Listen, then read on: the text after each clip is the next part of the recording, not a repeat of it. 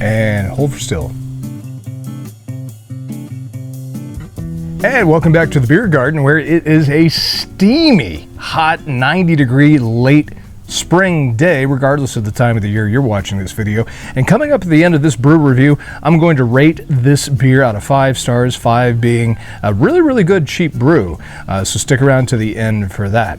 In the meantime, up this round is Miller High Life, the champagne of beers. Now, you may be going, wait a minute, didn't this guy already review Miller High Life? I did. Back when I started this channel, a Beer Snob's Cheap Brew Review, a couple of years ago, I think it was 2 years ago, right before COVID hit.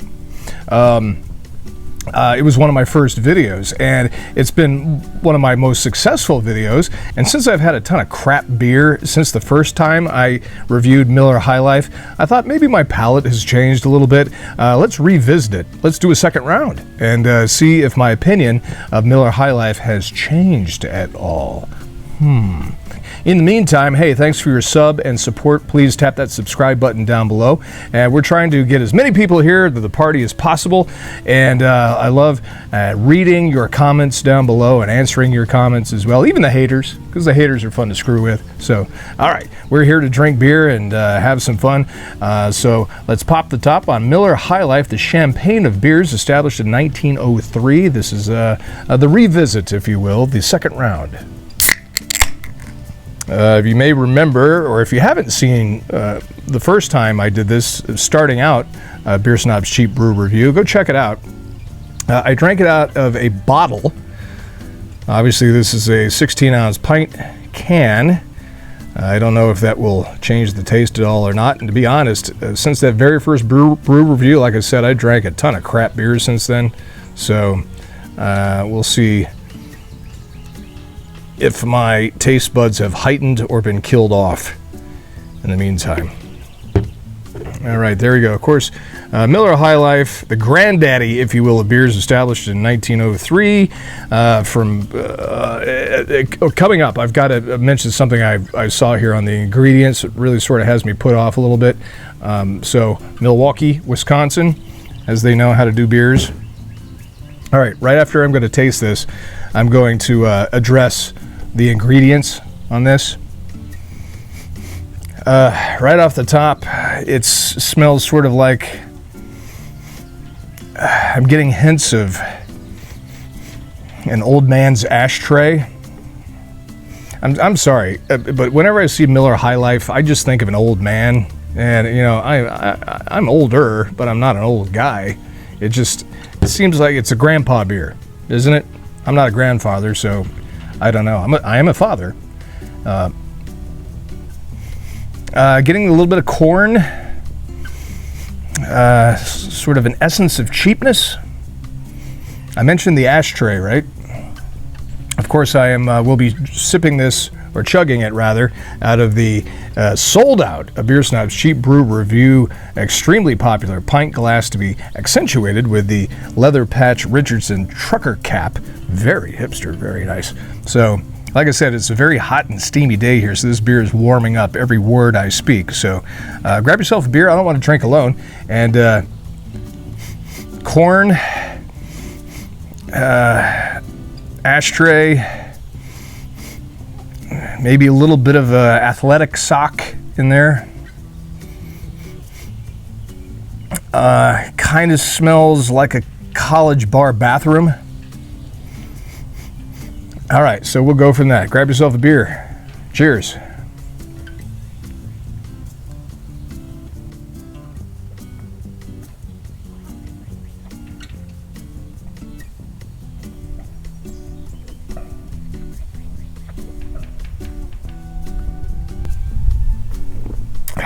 "16 ounces done." Sorry. Look at the lacing on that. Surprising for a cheap beer. Miller High Life, I think I got this as a 12-pack of pints for $9, something like that. So for the value, you can't beat it. What about the taste? Looking at the lacing there, again, I'm from the school of, if you have lacing, that is a sign of some sort of quality in the brewing process, so it can't be all bad, albeit as cheap as it is. Back to the ingredients, what I was talking about, I was noticing here, water, barley, malt, corn syrup, maltose, and yeast hop extract. Oh, that's where your cheapness comes in right there. It's like almost buying a used car later to find out that, it was a flooded car and it's been rebuilt and it's full of Bondo. Or could this be a Bondo beer? So right under the ingredients, what stood out to me, that corn syrup, they have a disclaimer right there underneath of it. Corn syrup is used as part of the brewing process only. Miller High Life never uses high fructose corn syrup. Oh, well, thank goodness for that. It's literally the last thing they printed on the can. Sorry, just got bit by a fire ant. We have ants here in the beer garden. All right, trying to throw me off. All right, so first off, they're using corn syrup as a substitute for proper malt. It's just cheap, it's a sugar, so the yeast can eat that to produce the alcohol without using more expensive proper malt. They're using the corn syrup. Why they distinguish that is only used as part of the brewing process, and Miller High Life never uses high fructose corn syrup. Just regular corn syrup. What did Beavis and Butthead used to say on MTV? You can't polish a turd. All that aside, knowing what's going into it, what jumps out to me is the maltose or the corn syrup and the hop extract. I'm not a fan of hop extract. Come on, use some hops. Use some plants. Hop extract is usually they take the hop, usually pelletize them, then squeeze all the oils out of it, and they have it as a concentrate, and they drip it in there as a hop extract, just sort of to add to it. Almost sort of like a food coloring when you would add that to a recipe just to give it a sort of a color. Well, hop extract, they extract the oils out of it and just drip it in there so they can get more mileage out of their hops. I don't like that. I just think it's cheap and it affects the taste. All right, enough of the negative. Here we go. 4.6% alcohol. And again, 16-ounce 12-pack for, what is it, like around $9, I think it was. It's surprisingly smooth. You don't get overwhelmed with any sort of taste of anything. It's a bit of a corn chip kind of a taste.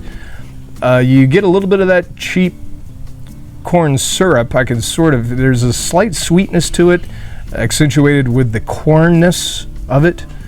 But overall, really not bad.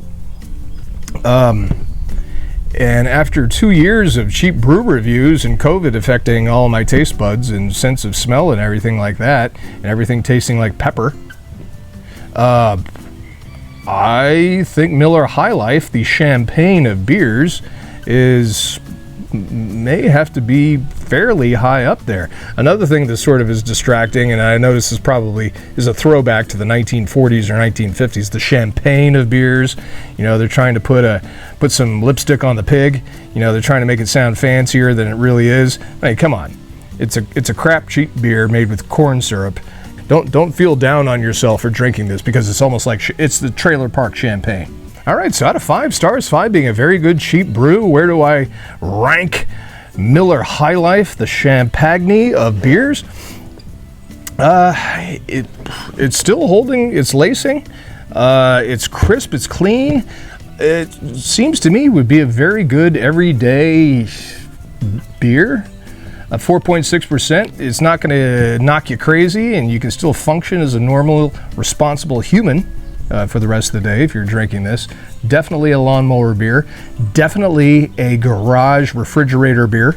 That's where I have the rest of the 12-pack stored, in my garage refrigerator. We call it Ken because it's a Kenmore. But out of 5 stars, I'm going to ring Miller High Life up at a 3.25 out of 5 stars.